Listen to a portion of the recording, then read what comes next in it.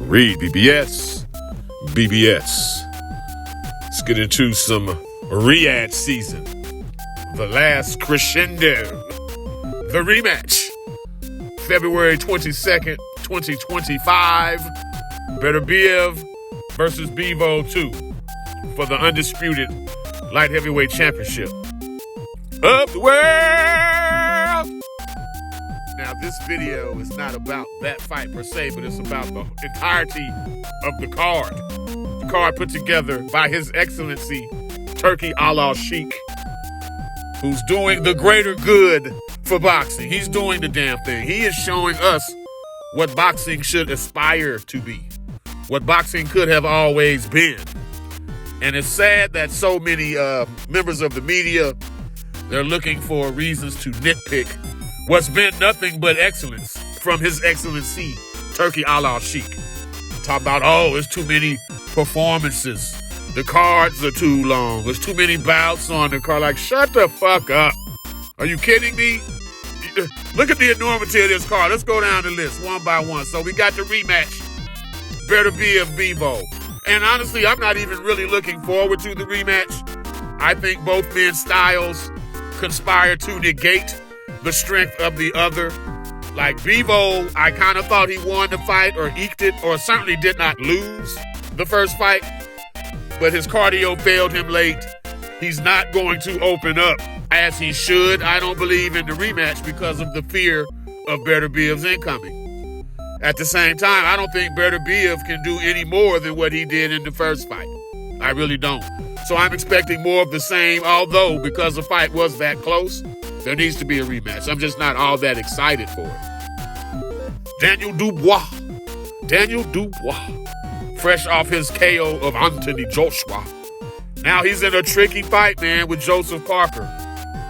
Parker, he's not dangerous in the violent sense, in the sense that he could hurt Dubois, but stylistically, I don't really like this fight for Dubois coming on the heels of Joshua.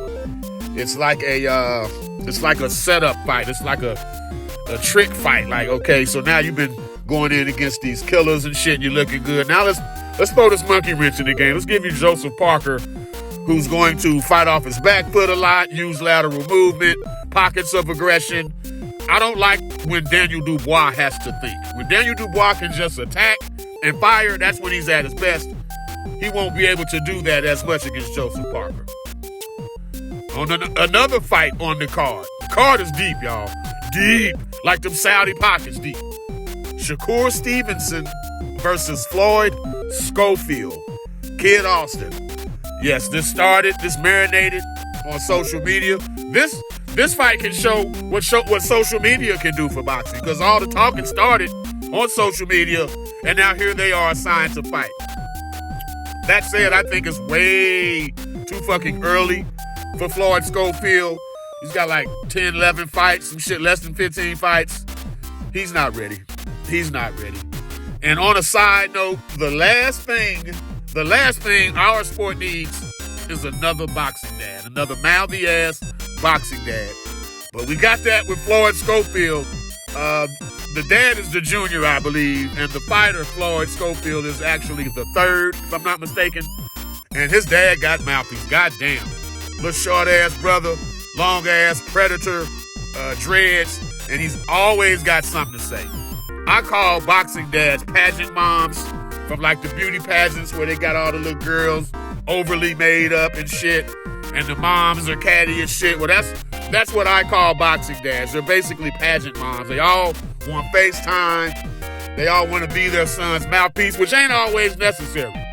Like, I get why Dollar Bill Haney does the talking for Dev primarily, because Dev ain't the most polished speaker. It is what it is.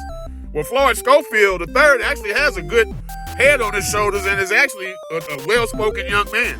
He don't need his daddy there eating up camera time, but that's because the boxing dads love that shit. Same for Brian Norman Sr., but I digress.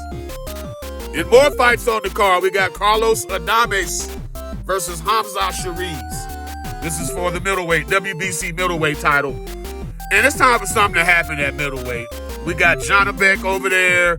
We got Adames there. Let's start unifying to bring some attention to what used to be a glamour division and what hasn't been since like the fucking days of B-Hop and Kelly Pavlik and Jermaine Taylor. It's been a while now. Maybe Triple G, Canelo to a small degree, but it hasn't been what the middleweight division has historically been. We also have tentatively scheduled, and I say tentatively because this man has a fight coming up in December. We got Israel-Madrimov signed to face Vergil Ortiz. But Madrimov has to first get by Serhiy Bohachuk, who he's fighting, I believe, December 22nd. So you're talking about fighting this man in December, and then January, February, you coming right back and fighting Vergil Ortiz. And these two men just fought each other. Verg and Bohachuk did, in about the closest fight that you'll see in 2024. It's very ambitious of Madrimov to think, oh yeah, as soon as I beat Bohachuk, I'll fight Verg 2-3 months later. So that one is penciled in. It's not written in ink. It's penciled in because it's subject to be erased. This motherfucker might not even beat Bohachuk. But that's an excellent fight if it does indeed come off. Rounding off the card, we got Joshua Buatsi versus Callum Smith. It's for an interim light heavyweight title, WBA title. This is Eddie Hearn pitting two of his guys against each other. You know, he managed to get a belt, an interim title in the mix. So that's why that one's happening. And we got Zhilei Zhang. It's pronounced Zhang, even though he likes Big Bang Zhang. His name is Zhilei Zhang. He's fighting Ajit Kabayel. Bombs away in that one. First man to take a clean shot might just lose this one. It's one of those. But again, top to bottom, this is the can't miss card. There's gonna be complaining ass media about this shit because y'all motherfuckers just gotta have something to bitch about. I'm convinced. But I applaud His Excellency Turki Al-Sheikh for showing us what boxing can be, what boxing should have been, and as long as he's around, what boxing will continue to be. The greatest thing that happened to boxing since the advent of the mouthpiece, His Excellency Turki Al-Sheikh. REED-BBS, BBS. Blackbird Sugar, Bachelor's in Boxing Studies. Television! Fred Sanford of the Fisticuffs. When all is said and done, there's nothing left to say or do.